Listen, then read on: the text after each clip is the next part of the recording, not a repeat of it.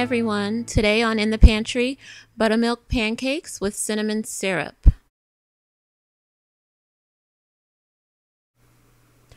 Okay, we're going to start out by adding to a medium saucepan some white sugar and some brown sugar. That's just going to give it 2 levels of sweetness. We're also going to add in some flour that'll help thicken up our liquid to a nice syrupy consistency. Okay, and now we're going to add in some cinnamon. This is the star of the show. However, you don't want to overdo it, but it will be very good. We're going to go ahead and whisk all that all up together. Now that's my patented shake and whisk. I like to shake the pan and whisk at the same time. I feel like it's doing something. Don't tell me it's not. Okay, now we're going to add in some water, followed by some vanilla. We want a nice undertone of flavor. And there's our instant replay, just in case you missed it. And once we got all that in, we're going to turn the burner up to high. We want to bring all of this to a nice quick boil while stirring. Now I whisk a little bit just to get it all incorporated. But after you do that for a while, I switch to my wooden spoon. And this is what it looks like after boiling for about 8 to 10 minutes.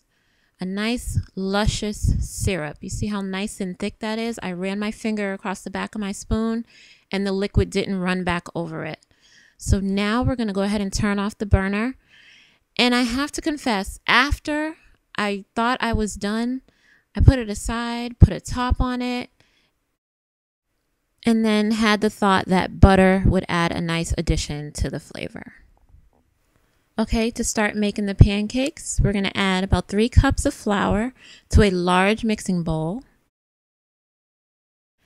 And we're going to follow that with some sugar. I use a little bit extra sugar than normal because I feed a 1-year-old and I don't like to give her syrup all the time, but I want the pancakes to taste good to her. So that's what I do. And if you can see, my sugar container has a used vanilla bean in there. That just adds a nice scent of vanilla to all of my sugar. It just brings out the best in my dishes. Okay, after the sugar, we're going to add in some baking powder. Now, baking powder is going to give a nice lift and body to the pancakes, but then we're also going to add in some baking soda. The baking soda is going to add a totally different effect to your pancakes and allow them to spread nicely in the pan. So you don't get, these little tiny pancakes that are puffed up too high. We're going to follow that by a pinch of salt, and that's just going to bring out the flavors that we have in the pancakes. It's always a nice addition. And we're going to start whisking. Now, I whisk together because I don't like to sift. But a lot of people will sift these ingredients before they add the wet, but I whisk because it still incorporates air. And then we're going to go ahead and start on our wet ingredients. Now we have some beaten eggs here, and to that we're going to add in our buttermilk. Okay, so we're going to start pouring in the buttermilk, and we're going to whisk to incorporate it well, so we don't want any egg lumps or anything like that. We're just going to beat it in nicely. I think I may have gone a little bit overboard. It was just spinning so well. And then after that, after it's beaten and well incorporated, we're going to add in some oil. Now you can use oil or melted butter. Butter would probably give you better flavor just because butter is better. Butter does that. But if you are on the lighter side of things or whatever, just use some light oil. It helps with the moistness in the pancakes, as well as helping them not to stick to your pan.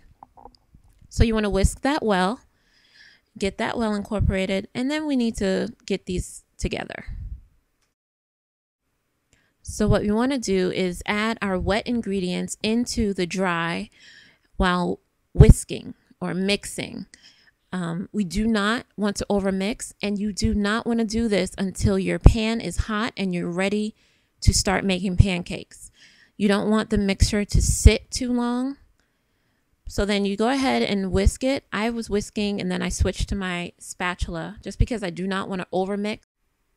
it is okay to have lumps in pancake batter. But you go ahead and get that incorporated well.